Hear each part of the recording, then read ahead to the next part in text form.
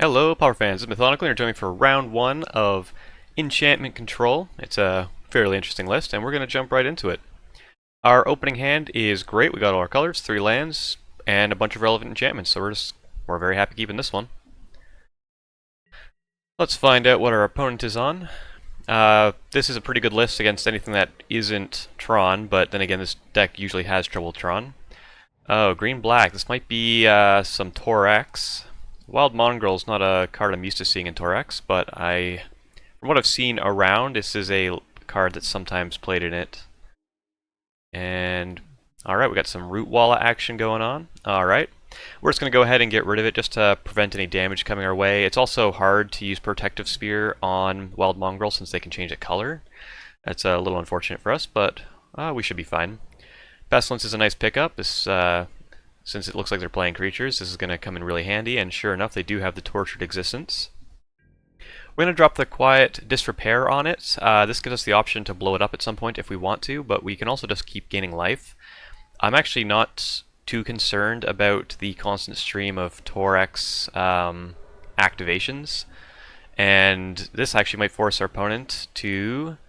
Yep, they did end up grabbing another Tortured Existence, so now there's really no point in blowing it up at all because they'd be able to just get another one, and we're just going to use this to gain 2 life for the rest of the game. We're going to get down the Protective Spear. This will allow us to prevent damage from the Root Walla if he ever decides to basically pump it, and it'll also give us protection against other things in the future. Ooh, Thorn of the Black Rose, that is really good for us. That's basically going to be our win con.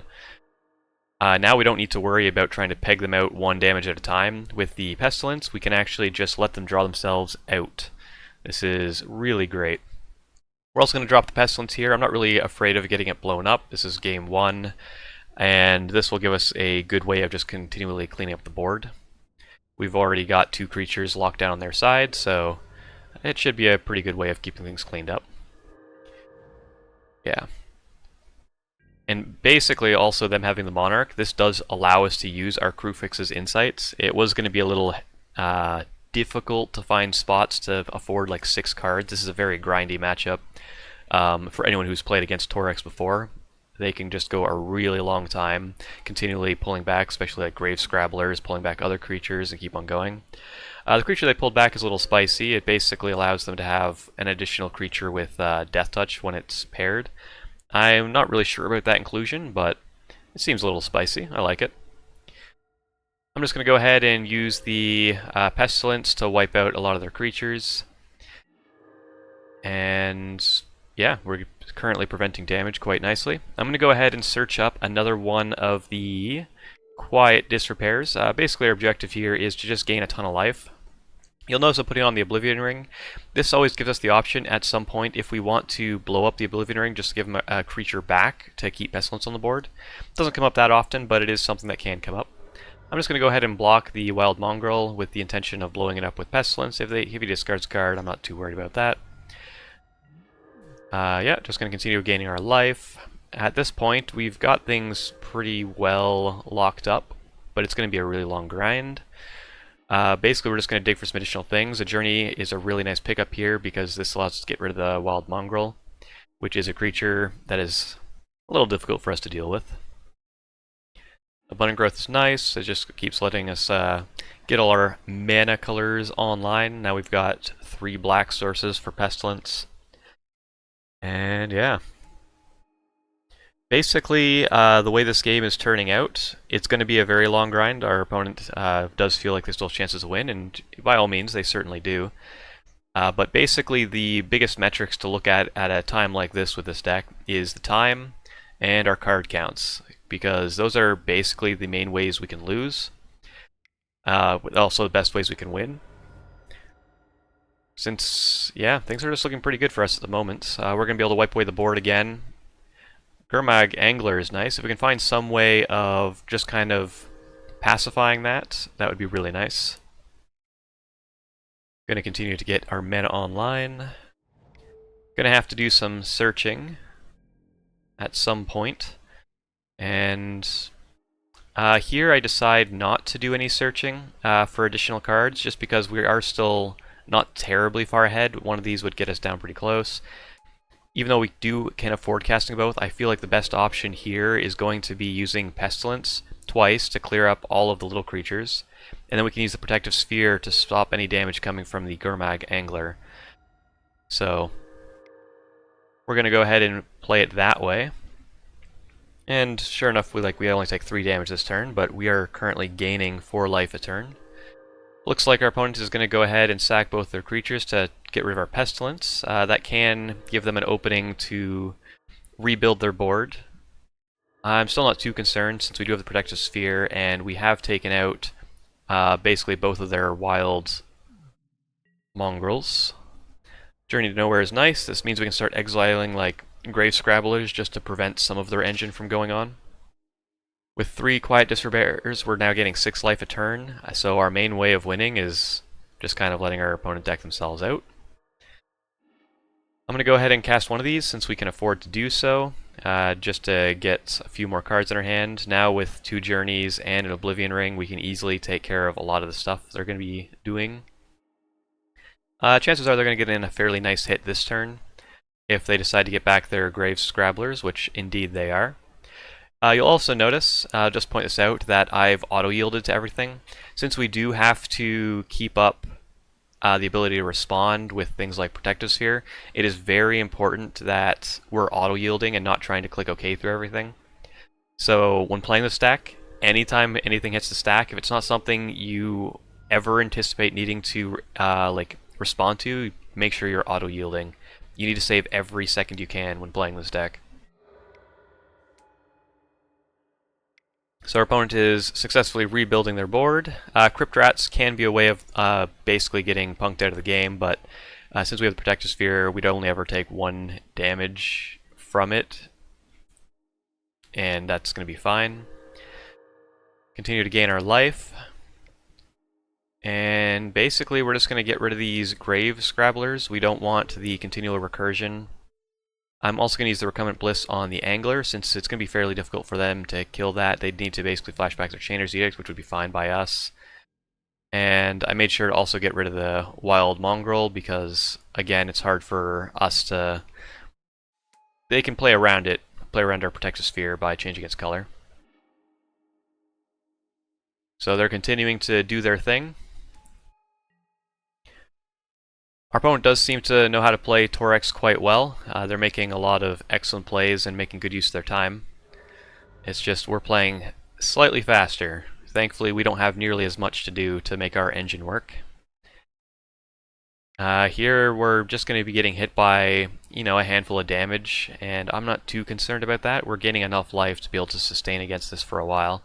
And at some point, we should find another Pestilence, which would really just clean up this game. Make sure we're going to auto-yield to that one going forward. And yeah, we're just going to drop down a bunch of removal just to get a bunch of their things off the board. So we made sure we got rid of the other Grave Scrabbler, so when we do kill their things, we don't have to worry about an explosive rebuild. Our opponent has some other spice that I haven't seen in this deck before, although it does make sense. This can get really big really quickly.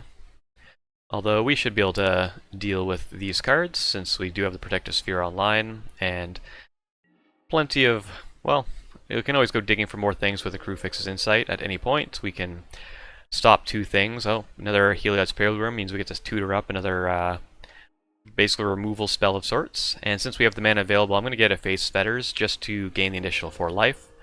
Not sure if it's going to come up, but we just want to make sure we're ready in case it does. I'm going to go ahead and throw this in front of the Root Walla just to see what would happen. And my opponent is still paying attention and does pump the creature. So in effect, all that did was buy another few seconds. So this is where most of our time is going to be going, making sure we're stacking all these.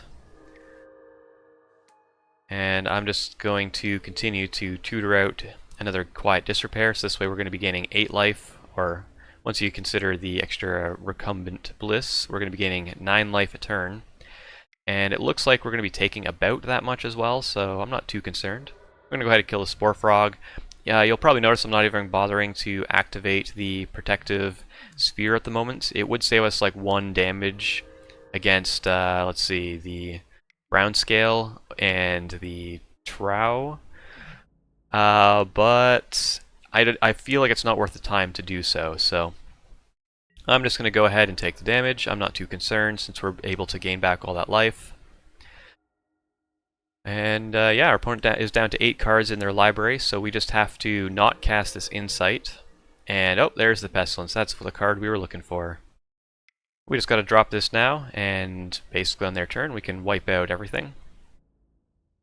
We're going to make sure we leave them with enough creatures that they can't wipe out what they have left, but at this point we've basically got the game locked up, and our opponent does concede. Long grindy game, but we did eventually get there. So, we're going to jump on over to game number 2. Taking a look at the sideboard. Let's see. What did I do here? Well, I decided that since the time is getting kind of close, that I did want a couple Aura Gnarlids. I'm also not too afraid of much removal from our opponents, and just having a nice big creature is a way of like ending the game and getting in the way of some creatures. So I decided to pull those in. Since the game's going to go really long and I am afraid of decking, I'm going to take out a couple Kruphix's Insights. And I'm also going to bring in, let's see, oh, I brought out the one Protective Sphere and one Desire. I also took out the Trace of Abundance since I'm not really afraid of any land destruction. So let's see. I brought in the 2 Relics of Progenitus. Those are amazing this matchup. Gives us an opportunity to really shut down what they're doing for at least a little while. It is possible to bring in like the Curse of the Bloody Tome just to speed up the milling plan, but I decided to go for the faster approach and just kind of bring in some of the Gnarlids. And yeah, that's basically 5 for 5, I believe. Indeed. Alright, let's jump on into this. Taking a look at our opening hand. It would be nice to have some additional lands, but this is a reasonable keep since we do have 2 removal spells and then the ability to tutor things up once we find our 3rd land, and we are on the draw. So I'm going to go ahead and keep this one. And let's see what we will play this time. I'm sure our opponent is going to try and play as fast as possible, and it looks like they did make a mistake. I'm pretty sure they meant to cycle their Ash Barrens and play Tortured Existence, but I'm sure our opponent is feeling the pressure from the time, because they need to win 2 matches in 8 minutes, and TorEx is a bit difficult to do that with. We did play the Abundant Growth, and we were a little unfortunate, didn't hit a land drop, so we did have to discard one of our cards. And it looks like the engines are starting to get online for our opponent. Getting in for some damage. We are going to need to draw a 3rd land at some point. We won't be able to hold off everything with what we have going on. Thankfully we do draw the 3rd land, and we are able to stop the Gurmag Angler. I'm using the Desire in this this spot because I'm not worried about it being removed, and I'd rather save the Journey for something that's a bit harder to deal with. Same thing here, I'm going to use the Hobble on the Rendclaw. Opponent does manage to get rid of our Pestilence with a Duress, so we're not going to have the ability to wipe the board anytime soon. But that should be okay. We should be able to basically stop all of this attack. We're going to drop Recumbent Bliss, and we're just going to start attacking their graveyard with the Relic of Progenitus. Getting in for a little bit of damage. I'm still not too worried. We still have good cards in hand. It's basically like, since we don't have 2 of our Pestilences, we're gonna be hard pressed to be able to wipe the board.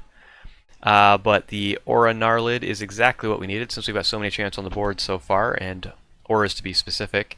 This gives us basically a way to block any of their creatures. Our opponent did have a Caustic Caterpillar, but they didn't have a second green source, and I'm really glad they played it, so I was able to get rid of it with a Journey to Nowhere. Basically, if our opponent was able to remove an enchantment, it might have been a little bit annoying, or specifically the Relic of Progenitus. But since we were able to clear out our opponent's graveyard, and they didn't really have much left going on, our Aura Gnarlid was going to eventually take us the distance, especially with the second one in hand. We were going to be able to start getting in for some damage. And our opponent did end up conceding since we had them fairly locked down, and they kind of knew they couldn't win this game and the next game on time. So a respectable concede there allows them to just kind of jump on to the next one. So we managed to win our first round.